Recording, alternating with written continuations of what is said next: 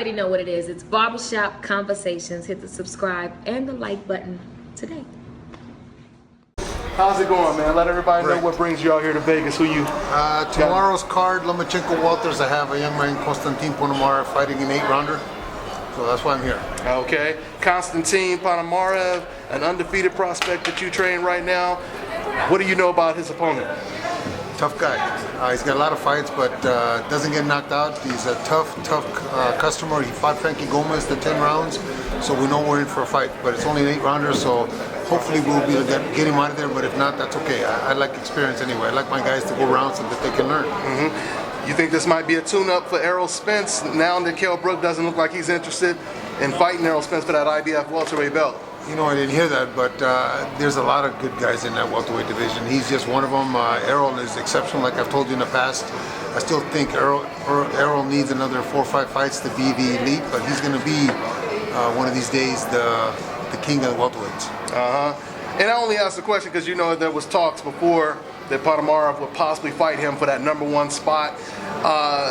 Once those talks evaporated, I think that's a foolish thought. I'm one of the ones that nixed it because I had 2 good guys fighting each other at that point. I don't think too early. It's too early for them. I think they need to fight for the title, and then one of them gives the other guy a shot. But it'd be a hell of a fight.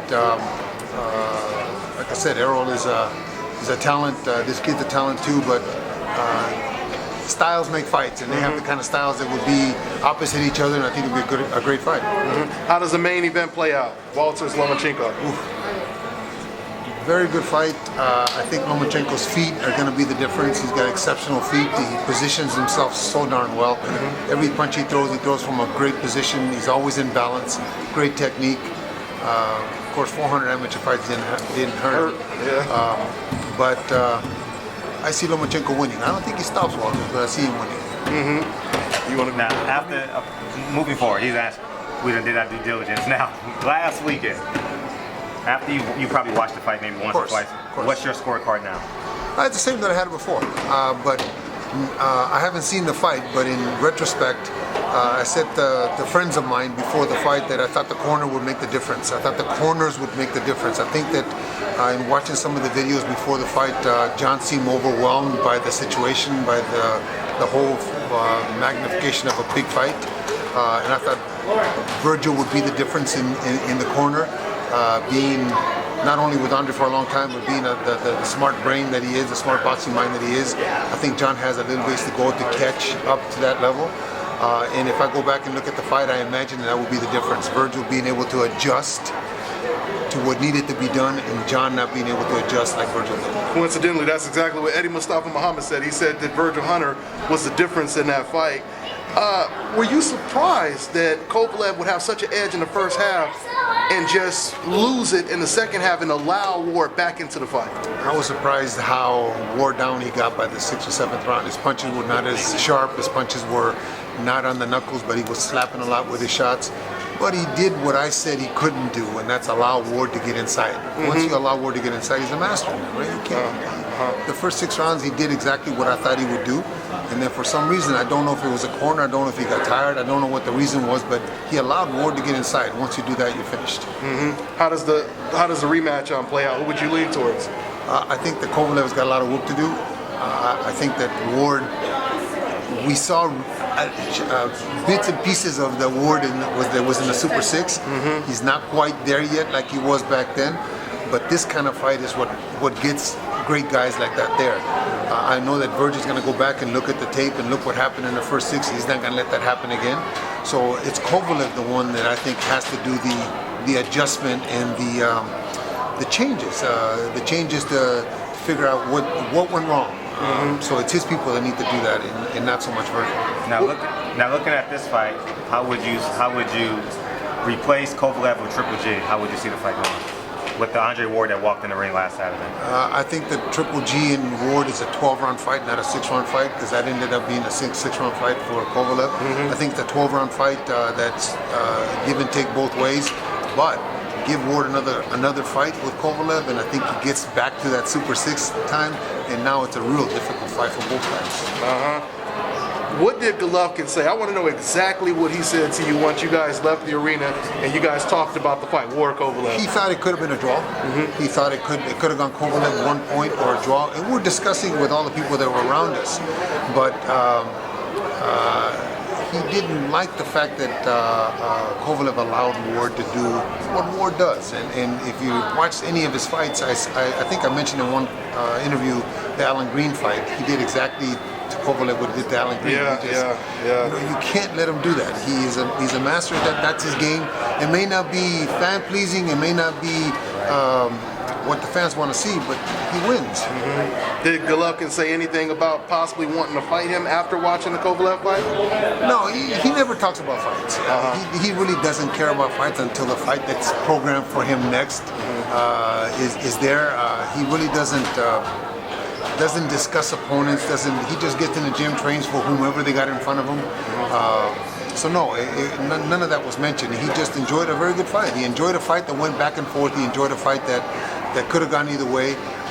But I will say this: all three judges had it the same way. So maybe they saw something that we didn't. Abel. And that's what I said. Usually, it's not a robbery if all three judges have it the exact same way, right? But I'll say it again. I think the corner made the difference. That's why it became 114, 113. Abel, I must ask you this.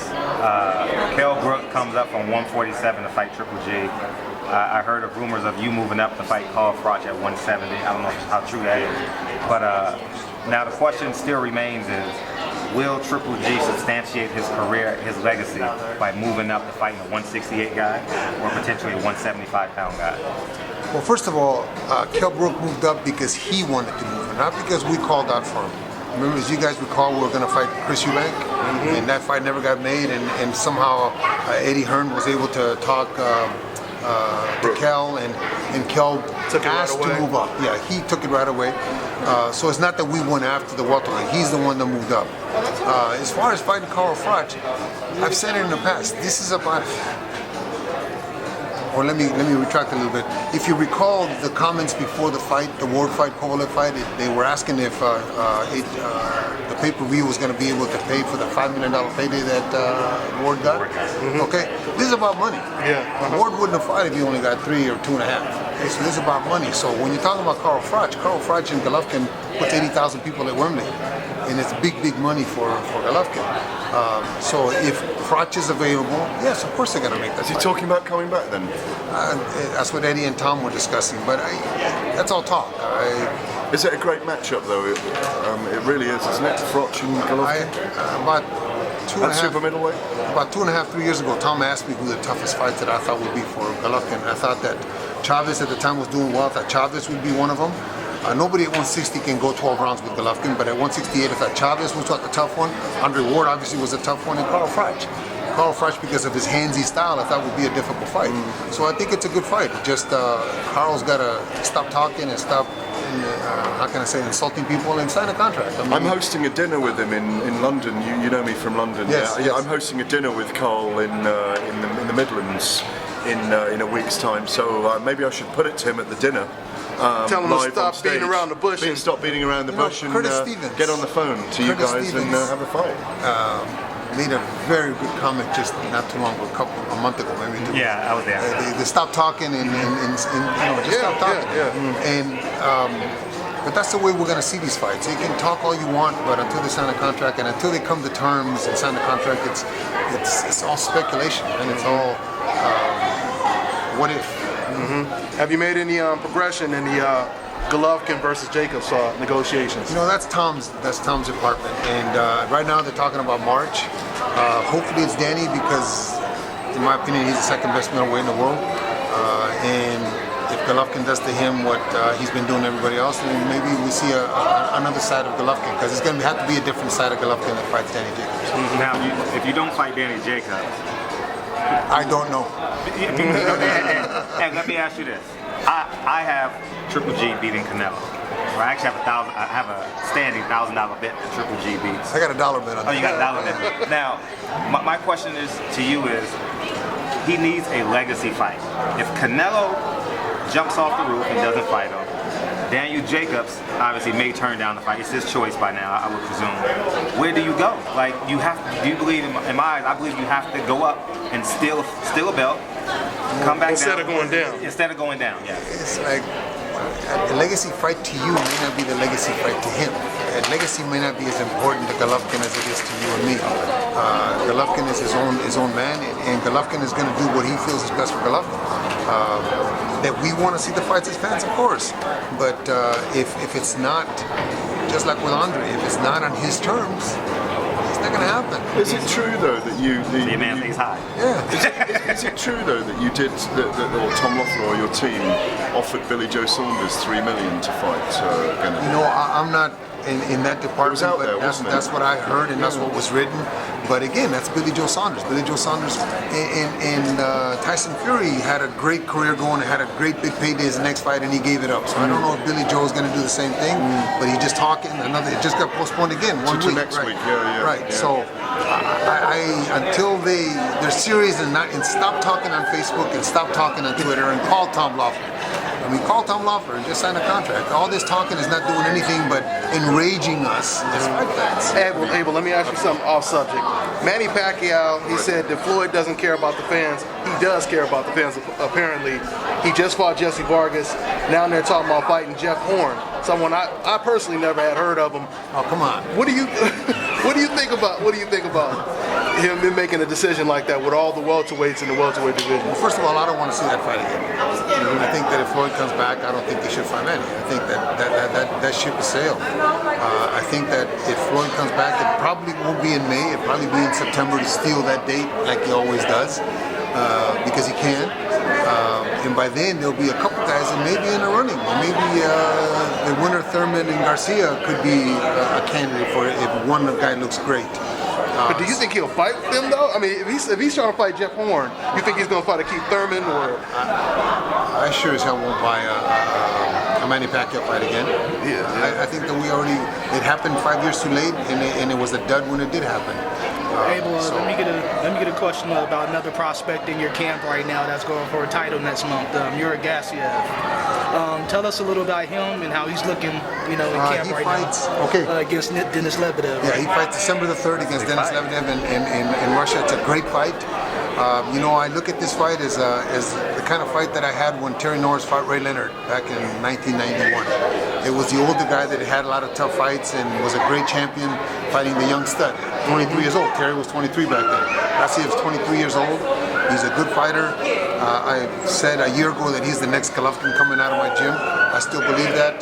I think that Lebedev and Gassiev is going to be a fight of the year candidate type of fight because Lebedev doesn't go anywhere. Lebedev's going to be right there. They're going to fight, and hopefully my young stud won't be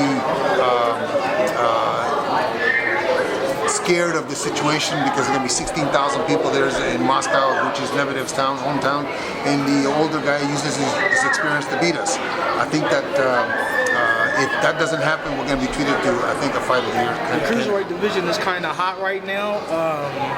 Can you tell us why you think it's not getting kind of the spotlight it needs right now? There's a lot of hot names in there. Alexander Usyk as well. Yeah, it never has gotten that kind of recognition because I think that people think it's the guys that can't make light heavyweight and then the guys that don't make it at heavyweight. Even when Orlin Norris was there, it wasn't a big. And it's not. If you look at the division, Usyk is an exceptional fighter. The other Russian boy that retired, Drost, was an exceptional fighter. Gassiev and Lebedev are going to, if it gives us the kind of fight that I think it's going to give us, it's going to give us a star. A star continuing or a star is born. But I think it's the division that people should start watching. And the good thing about Gassiev is the plus side, he's 23 years old. He's 6'3", 200 pounds for this one, but he's 6'3". Hopefully he grows another couple inches and we'll have a guy 6'5" fighting heavyweight in a couple, 3 years. Charlo versus J-Rock. Julian Williams, yeah. J-Rock. You got Joe. All right. I think Edwards has done an exceptional job with J-Rock, and I think that he's a kid that just hasn't gotten the fights that he needs, but very good fighter. Very good fight. This is more of a comment than a question. On the outside looking in, to me, it looks like y'all are playing us a little bit with the Canelo Triple G. Like, no one wants to commit. We committed already. No, we fight in May. Golovkin's ready to fight him. It's not Golovkin. Golovkin's ready to fight him. It's for this 160-pound title, as he's already moved up. They vacated the 54-pound title.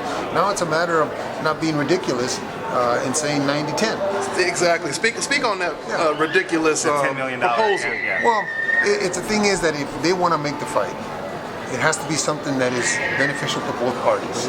Beneficial in a way that Golovkin is satisfied with what he gets, whether it's 10 cents or $10. If Golovkin says that that's okay for him, then that's okay. But you got to do it both ways. Both guys got to be happy with what they're getting. But that's a way, like Eubanks, that's a way of not taking a fight. Yeah. It's Danny Jacobs' thing, you know. Yeah, I'll fight him, but I want $100 million. You know? Yeah. How bad you want to sell that Tahoe, right? Yeah, you're right. You remember that? Yeah, of course. Actually, it's a good analogy. Yeah, Good analogy. I heard that interview. Now, playing devil's advocate, one might say Canelo is doing a Floyd Mayweather move. You made $2 million. Your highest payday is $2 million. We'll double it. We'll give you $4 million. Let me say this in answering that. Who can he fight that he's going to make the kind of money he's going to make with Golovkin? I'm not. I'm just saying. Right He sold out 50. He got 51,000 people. I don't know what the profit share is. No, but what's the difference? That fight compared to a fight with Golovkin makes how much? Not how many people were there, because this is not. It could be at the Mandalay Bay at 12,000 seats, and they could sell them for $3,000 a seat. Yeah. It doesn't. It's not what Golovkin's making. Is what can he make if he doesn't fight him? The question is, what some fans were asking, is Golovkin willing to bend the way you guys want Danny Jacobs to bend when it comes to the split? No. You know, Canelo versus Jacobs, and there is no split in the Canelo Golovkin. There's no mandatory split in the Golovkin Canelo. That's a good, yeah. This is a mandatory split. Why should Jacobs be different than Walters and than anybody that's challenging the champion? But Canelo has the option to either take the fight or not, which is when you have to. So does Jacobs. So does Jacobs. But it's a mandatory thing. It's not like we're setting any kind of boundaries. It's what's been called for since the WBA became a WBA. So are they really asking for 90? Hold on one second. Are they really asking for 90-10? No. I mean, can you give me something close to what that was something that Oscar said in an interview. He said $10 million. No, the 90-10 split or something like that. It was like how much money directly are they offering? I have no idea. What it all depends on what. Say you were involved and you put a pot together and there's $10. How much of that do you want? It's if it's only going to make X amount of dollars, are you willing to take a pay cut because it only made an X amount of dollars, or profit on the other end too? Golovkin, not only has he sold out arenas, yes, Canelo sold 50,000. How much were the tickets? Then you have to, you can give the tickets away, like when Chavez fought Hagen. Yeah, 100,000 people. How many? There were a pace off at the top. You couldn't see the fight. You can fill up a stadium, but there's a pot, and how much are you satisfied with to make the fight?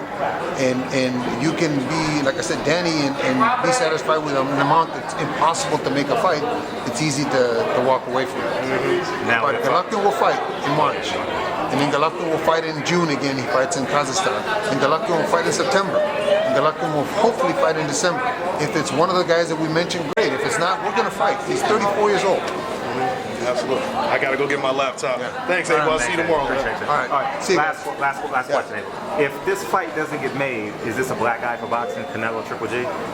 Because people are complaining about Ward, Kovalev, Pacquiao, Mayweather. Absolutely, but I will tell you this, that if it doesn't get made, it's not because of Golovkin.